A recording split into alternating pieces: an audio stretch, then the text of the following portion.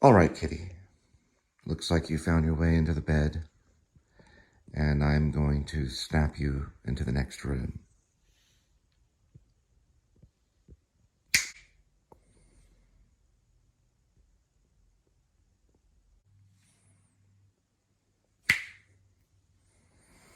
Linda likes the other one because it's cooler, so she's going to lay on top of the one I got her, and we're still going to have to use the ones with the holes in them. These are hard to find, though, right here. It's a cooler one for the summer, but I don't know, you do what you can. Now we got to snap kitty back onto the recliner.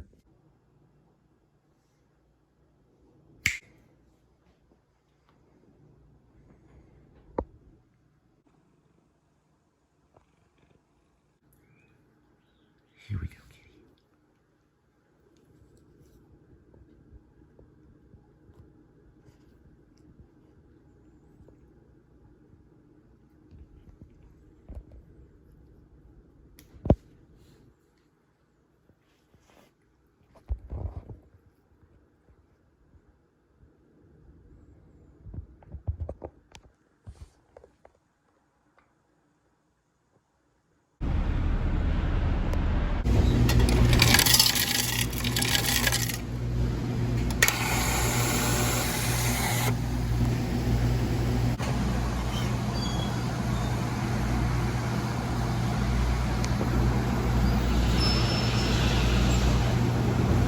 Oh, it does have colors.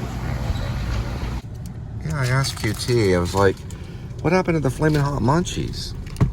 And I couldn't find them on the shelf, but I got these. They're Sabritas, salt and lime. I guess, I don't know, I went to another QT and they didn't have them there either. So I'm thinking that maybe they took it off the market. It was Frito-Lay Munchies. They did have a version of Munchies that, what in the world? They did have a version of Munchies there. But it wasn't the Flamin' Hot ones. I don't know, they probably maybe sold out on it or something. On two different QTs in a row. Got student driver. 512-280-4499. I guess that's their phone number. No, it's Austin Driving School. They're pretty popular. All right. This is also brought to you by Peach Edition. I thought it was 0 calories, but it's actually zero fat. Zero fat. It does have calories, so I don't know. For some reason, I wasn't going to get it at first, and it kind of gives me a pep. All right. So we're at 69 degrees Fahrenheit. It's 207,538 miles on the odometer. And it's February 6th of 2024. Welcome back to the Please Subscribe show. Hi, I'm Cole. So, going into a Dutch angle. Now, I was watching TV, but it's actually PlutoTv, which is very different than regular television because I have a thumb drive, also known as a flash drive, in my TV, and I can pause my television for a long time, like an hour and something. And I've watched movies that way where I would just go right through the commercials. So I just pause it, like something's on television that I want to watch. I can pause it, leave the room, go read something for a while, come back. It's been paused for a very long time because it kind of lags, you know. And then I'll watch it, and then when I get to you know, a commercial, I'll just fast forward it. Can't do that on PlutoTv unless you subscribe or you give them a certain amount of money, and then they don't show you the 8 commercials that you have to watch in between each little segment. They'll show that little line or the little dash. It's not a dash, it's a slash. It's like a 1/8, and you go through 8 different commercials that are pretty much the same commercial. I was watching The Rainmaker. It's a Francis Ford Coppola film with Matt Damon. My friend my friend Danny. Sorry, Danny. Danny's his brother. His brother is actually in that. Pretty good performance. And then Danny DeVito's in it. John Voight's in it. Roy Schreider's in it. It's like an all-star cast. It's kind of a courtroom drama. John Grisham wrote it. And then Francis Ford Coppola wrote the screenplay. He adapted the screenplay and then directed it. It's actually kind of addictive. It's one of those courtroom dramas. I figure those are really hard to do if you make a courtroom drama. But another one that I like, that I was thinking of when I was watching it, is My Cousin Vinny. This is, okay, so like it's kind of a competition. It's like Rainmaker is a courtroom drama, and then My Cousin Vinny is a comedy courtroom drama. But you got the two short guys. You got Danny DeVito in The Rainmaker, and you got Joe Pesci, you know, who's his competition kind of, and My Cousin Vinny. Which one's better? Well, My Cousin Vinny's funnier, and also a good courtroom drama. But The Rainmaker is a pretty important one. It's about fraudulent insurance companies. Probably in the mid-90s or so is when that came out. Or no, I think it, no, it probably came out in the early 90s. I'll check it out later. It was probably early 90s. Or mid-90s, I don't know. I remember when I met Danny at UNT, Danny Whitworth, not Johnny. I haven't met Johnny. I've only heard his voice over the phone. But he had told me, we were talking about movies and films, and I didn't know who I was talking to. We got stuck in a costume situation. We were in a costume department. Well, we were actors. Well, he was in the theater department. I was in the theater department, but he was in the radio, television, film department, and I just stuck with theater only. And we were given an assignment to iron clothing for a show called Course Line, and then there was another show. I think the next year we did Cabaret. I don't remember if it was Cabaret or Course Line, to be honest, when I go back to memory, but it was one of the two. They had done them back to back year after year. Well, they had done Course Line, and I think maybe Cabaret was second, or the other way around. I think it was Cabaret first, and then Course Line was second. Regardless, we had to iron a lot of clothing. Matter of fact, I remember now, it was probably for Cabaret, because there was tuxedos. We had to iron like clothing, like tuxedos. And we worked until like late at night until morning because we didn't know how to iron. But we did talk a lot. And then he had told me, he said, you know, my brother had worked with Francis Ford Coppola. And I was like, what? And I kind of flipped out. We're missing all the traffic right here. I'll switch it over. This is the Fort Worth traffic right now at February 6th. It's a lot of people coming to Fort Worth, you can clearly see. And so, he told me his brother had worked with Francis Ford Coppola in a movie called The Rainmaker, which I hadn't heard of. And that was Johnny. That was his brother. And I was like, wow, that's amazing. You know, that's an amazing thing. And then later on, I would watch The Rainmaker. I was also kind of a John Grisham fan because I had read a few of his books. I read The Cell. But yeah, The Rainmaker's on PlutoTv right now. And it's like, there's all these commercials that I have to go through to watch it. It looks like a pretty good one, though. You know, I was thinking, this is a good little silent little sleeper, you know, that no one ever talks about. A good little courtroom drama. And also, it's important because there's a lot of fraudulent insurance companies, you know, out there today. You never know which one is which.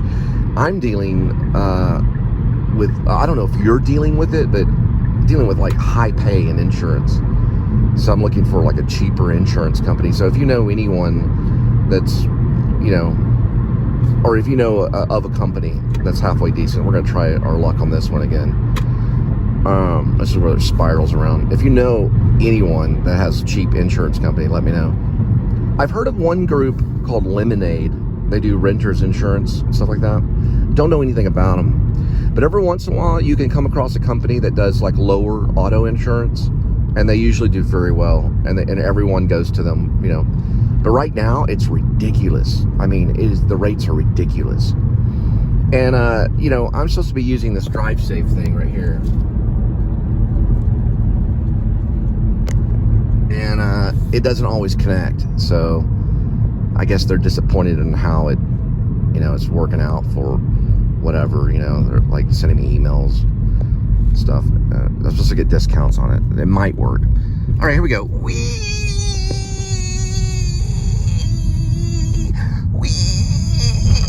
It's hard to do. Wee. Yeah, that's very tough to do.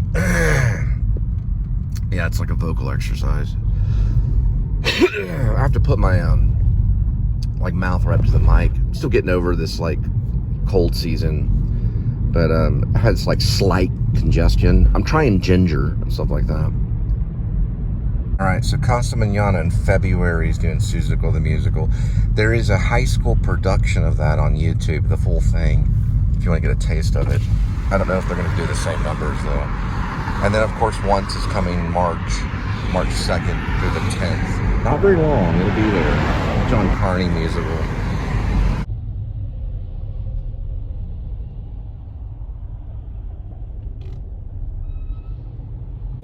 All right, first delivery, 6:52 arrival, 13 minutes, 4.8 miles. All right, turned on some Todd Rundgren again, or however you say his name, Rundgren. I've heard it Rundgren. He was the one that was the producer for the Psychedelic Furs. He also wrote a song called Hello, It's Me. I thought about us for a long, long time. Anyway, it's a pretty good song. Check it out. Second verse of Hello, It's Me by Todd Rundgren. It's the same melody, but it's seeing you. Anyway, it's a really good song. It starts with Hello, it's me. I thought about us for a long, long time. And there's the Trinity right there.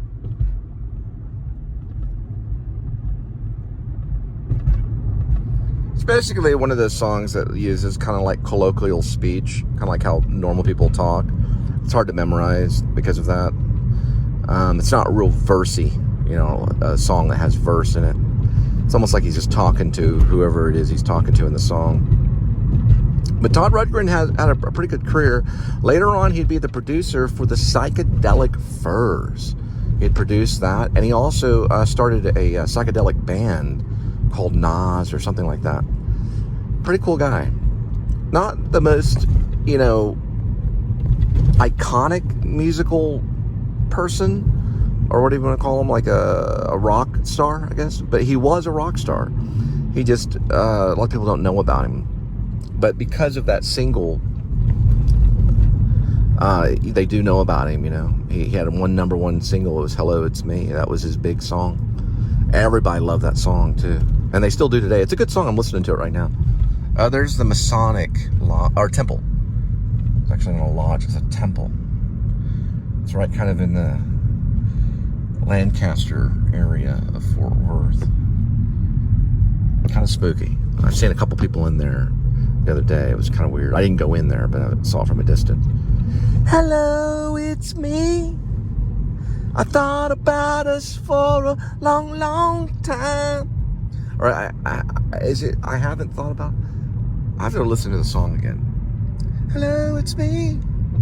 I've been thinking about us for a long, long time. Yeah, the other second part of the verse. Seeing you. It's really addictive. You gotta listen to it. It's really good. Great piano, like organ. It's like a piano organ. Look at these things. What do you think these things are? Like longhorns. Colorful, neon lit longhorns. So the artist is like, I got it. I know exactly what to do. Okay, you know where Vickery is in that bridge? Right off of Hemp Hill. Right before that bridge, what about we do a bunch of longhorns and fill them full of neon? Like, you know, the lights, neon lights kind of thing, where you're driving through that. I think it's a great plan. Let's get on it immediately. And they're up there like screwing in the longhorn, you know, things with the neon lights. Anyway, I just think of the planning on that. Whoever planned that. Hello, it's me. I thought about us for a long, long time. All right, here's the Palm Raider right off Hemp Hill. They're still doing pretty good. They got parking and everything. Spend the night if you think I should. Not at the Palm Raider place, right? I'm singing Hello, It's Me. Hello, it's me. Thinking about us for a long, long time. Unlimited fitness at the skate rink right there. It's actually a skate park. But they're advertising unlimited fitness for something else. I don't know what it is. That's so crazy. They have a skate park now in Fort Worth, right off Hemp Hill. That is unreal. They used to have a punk rock venue down here called Do It Yourself. It was called DIY. It was here for a while. Like punk rock people would hang out there. They'd talk about music. Don't know what happened to it. It didn't stay around for too long. And then way down here past Barry, and to the right was an all Catholic. Well, it was a Catholic school for girls. I don't know what they call that, but like almost like a nunnery, almost kind of thing.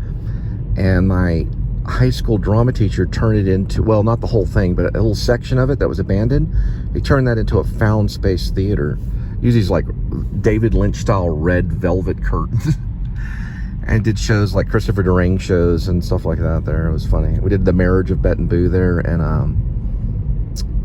Lone Star, the James McClure play, and Laundry and Bourbon. They did a bunch of stuff there. I think they did Bent, the play Bent. They did it there. That was once a Catholic school nunnery. But they ended up moving to another side of Fort Worth, and then he just moved out of state and moved to Arizona or something. He had the theater for a while. It was like a few years. It was called Sage and Silo. It didn't make it with the other theaters, you know. They didn't make it into the Allied. Like it didn't last too long, you know. But we used to perform there and stuff, you know. We were just actors looking for work, you know, doing stuff around Fort Worth. Hip Pocket was really popular, or still kind of is a little bit. Circle Theater was another place, and then a Stage West too was another area. But Sage and Silo was a colorful one. But they did do straight theater. They did, and they did the other type, the bent theater. Templin, who was the director, he wanted me to play. He wanted me to be in a drag queen production of some. I can't remember the name of it. Cannot think of it right now, but I was going to play a drag queen. I was like, no, because I was in Denton. I did play Boo in Marriage of Bet and Boo, but it was too far of a drive. The Lone Star thing almost killed me. I had to drive here all the time for rehearsals, and he tried to talk me into it. But I was like, well, you know, why should you want me to do that? He's like, well, what about Dustin Hoffman and Tootsie? I was like, yeah, but he's paid millions of dollars for that. Let's see right here. I didn't say that, but I don't know. Something about playing a drag queen. I did kind of a version of that, and when I did the Three Cuckolds, he comes out and drag for a second. But used to be a big drag queen following around here. Are you size 14?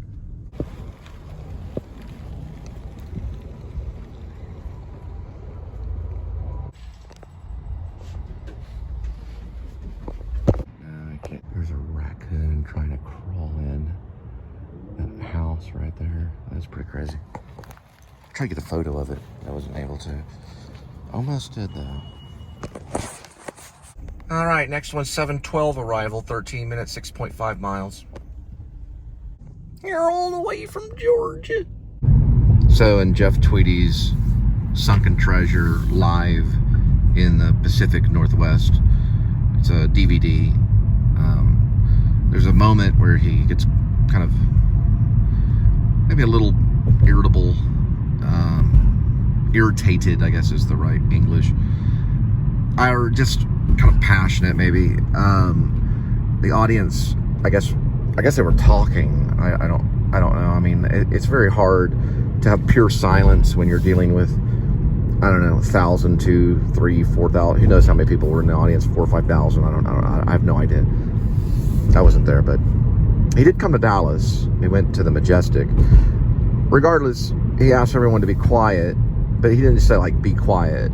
He first brought in the whole aspect of the audience being a part of something, I guess, greater than not being part of something. But they started laughing at him, of course, but I think he was being serious. He asked them to stop talking, basically, in a very roundabout kind of red herring way, in a clever folk singer, rock star, whatever way. And then he said, well, you know, that's cool, you know, because everyone got quiet finally. And then he asked a whole service thing, you know, like, you know, I guess he sees it as them, or as him giving service, you know, like, how can I serve you better, you know, that kind of thing is basically what he was trying to say, I guess. Like, let me know, give me some notes on how I can do better. You know, what's weird about Elliott Smith, and we're just switching the subject, it was like a pin drop at his concerts. I mean, it really was. That's what people said. They said when Elliott Smith would get up there and start playing, now they would laugh at him because he was either intoxicated or just weak, or something was wrong with him, and he would forget stuff, and he would just kind of, it was a little nutty. But they say at an Elliott Smith concert, you could hear a pin drop, literally. But anyway, they're talking in the Jeff Tweedy concert, and then he says, like, do you want me to do turn it up? Like, or there's a certain song you want me to sing? We do all sing along kind of thing. And they're just all like kind of laughing. But, every audience is different. And then also, every performer is treated differently. And I remember doing some live, I've never really performed for a lot of people. Not when it comes to music. Now, when it comes to theater, I think I've done like maybe 700 at the Dallas Children's Theater. It was like 700 kids all kind of laughing and cutting up and throwing stuff. And, I did that. But when it comes to people, it's always been a small crowd.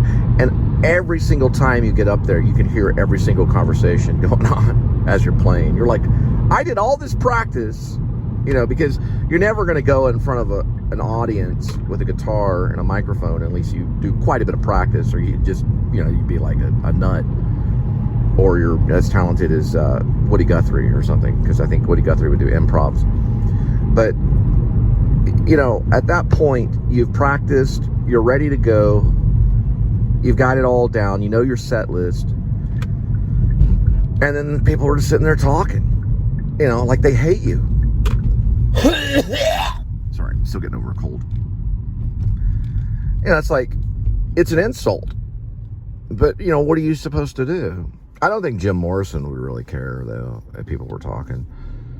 I mean, for all we know, they were probably doing other stuff in the audience in that day and age. But, I don't know. I don't think it's that big of a deal. It's not like he unzipped his pants and said, everybody shut up. But, not Jeff Tweedy, I was talking about Jim Morrison. But, yeah, it is, he says, it's a narcissistic thing. But when you think of it as a service, like, I'm here to serve you and give you this wonderful music and make your life better, then you think of me maybe like as a song, or as being a performer, as a different kind of thing. It's not about the egotistical thing, even though the Romans or the Greeks would want it to be, or it seems like they would be. It wasn't like Morrison was turning the lights down and saying, how can I serve y'all better? I'm talking about Jim Morrison. I don't know. Some performers don't even really realize that they're actually performing. Maybe, I don't know. I don't know. But when it comes to like rock stardom, he's saying that there's an ego problem or narcissistic problem going on with the performer. And when you think of it as you serving, I'm serving you, then it's a different kind of thing, because it's like a service, like if you were waiting tables for somebody, and saw that as like a performance. What is this? Some guy with a flashlight. This is like an interesting show, because you don't know if these people are like, do they own the property, or like they're looking for a dog or a cat. It's probably the property owners, I'm hoping. Yeah, more than likely, probably. But I just thought that was interesting, kind of berating the audience. But Jim Morrison did do that. They said that he would, now, here's another weird thing, too, about being a performer, is sometimes riots break out, It happened to Ian Curtis and Joy Division, and some rappers, too. Like, what happens when, it's like, whoops, I don't think it would ever happen at Elliott Smith concert. I don't think it would happen at a Jeff Tweedy concert. But yeah, sometimes the riot breaks out and then they're blamed. Like, at least you actually say start a riot, like how could you really be to blame? Especially if you have lyrics that are controversial, but I don't know. It's hard to say. It's an interesting thing. Sunken Treasure is the name of it. Live in the Pacific Northwest.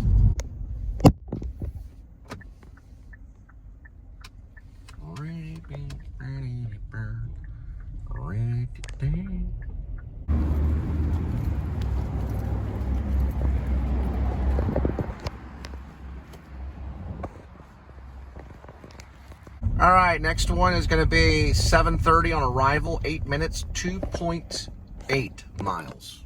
Just if you're making a bio on it, taking notes, just to let you know. All right, Lucille's, they were doing angry lobsters. Now they're just doing jumbo scallops. I wonder if angry lobster is actually a real thing. That's I never really investigated. But angry lobster, as opposed to a kind lobster. But the jumbo scallops look good too. Lucille's is pretty good. It's a pretty good place for seafood. Sorry, I'm just showing, being artistic. I'm just showing the brick road of Camp Bowie. So that's kind of what that is right there. Let me 0.5 right here. There we go. Now we're at 0.5. There's a 13mm lens. I just kind of put it in there. Well, they still have the Christmas lights, and we are in February. But I guess they're known as winter lights for the Modern Art Museum. Nice little sidewalk to walk down right here under these. Get some photos. People come out here and take selfies and photos and stuff like that. It's pretty nice. No charge at all. It'd be weird if they charged you, though, wouldn't it? Had some kind of camera that recognized your face. You got the bill in the mail.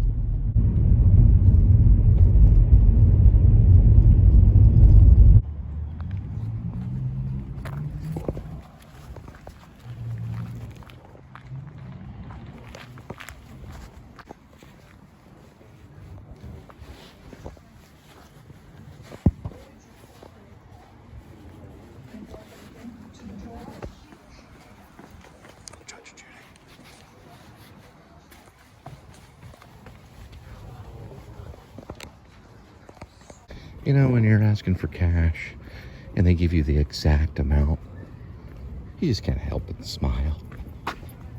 Thank you so much. Appreciate that. Right to the nickel. Next one, 7:48, 7 minutes, 2.9 miles.